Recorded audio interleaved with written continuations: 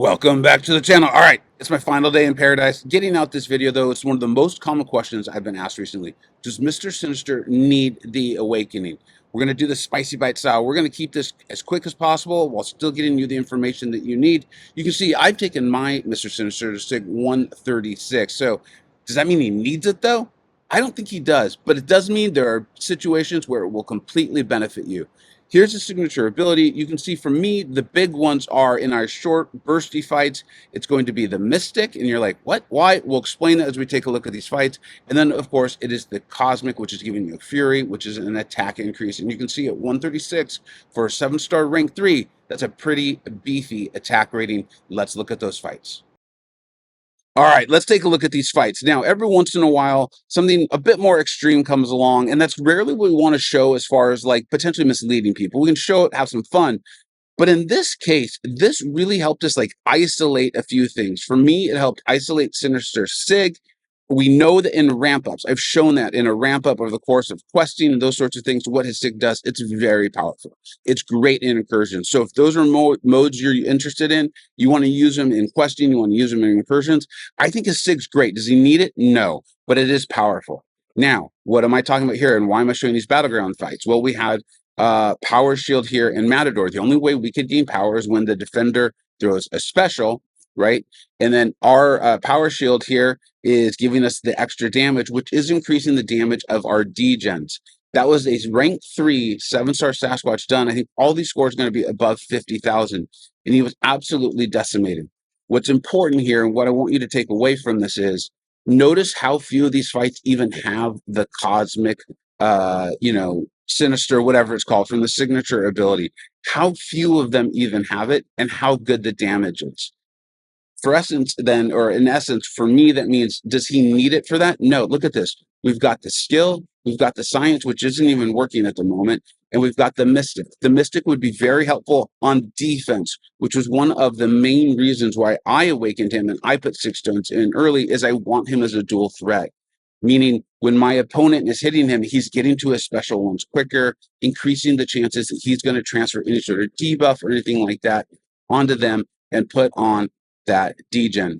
The other thing I want to talk to you about, and I'm introducing this term, or I've introduced it before on my channel, but I really want to start solidifying it, is this hit minimization. This Battlegrounds meta has really helped isolate that and highlight that. It's a term that Egatron came up with. He was the first one to really say Sinister is going to be a monster. And the idea is, the basic idea is that how much damage you can do in a few hits. Think of like the classic one for me is always Kate Bishop. When I remember being like, she can do all this off her SP1. Well, it's very similar with Mr. Sinister here. Notice again, we've got the combat power rate from the Mystic pre-fight or the signature ability, but that's not helping us because the only way we can gain power is Matador. We do have the Cosmic. We have a single Cosmic. This America has been decimated, but as we've seen in fights without the Cosmic, the results aren't that different, right? Remember, this is like increasing the amount of damage off of that. But for anyone who's played Sinister, you know that just in simple fights or even after the first or second fight, he's doing kind of this sort of damage anyway. I've shown quite a few Mr. Sinister videos. I did the video with a bit more nuance, a little longer, showing him question format and that sort of thing. But I've recently come up with this idea for the spicy bites. I hope you like them. This is either going to be the first or second one you've probably seen, depending on when you see it. But this is it, right? We've got another Cosmic. We've got the skill, which is yellow. Always seems a little strange to me, but it is what it is. And then the science, which again, at the moment, isn't even working. I believe it's like a heal. I think when his rebalanced information comes out, we'll find out what they're going to do with that or something like that. I'm not really totally sure on how that's going to work. But it's not really something I'm too worried about because the guy in so many fights at high health anyways. But again, you're seeing it. Single fights with a single Cosmic there from the SIG. And I believe this is the last fight we're going to show. These are large health pools. These are tanky defenders. That was a Serpent, right? America Chavez with all her heavies and power gain, all those sorts of things. Now in a spot. Pretty tanky. You want to try to get him down before he does his whole like untouchable. Another single Cosmic. So again, that's helping. But remember, we did have a fight that didn't have a single Cosmic, and the score and the time really was not that different. So it's up to you. It's up to you, viewer, because you're the only one who knows what your resource situation is like, how many resources you have. A lot of you are asking me, Should I awaken Dazzler or should I awaken Sinister? It depends on what you want to use them for. I think Dazzler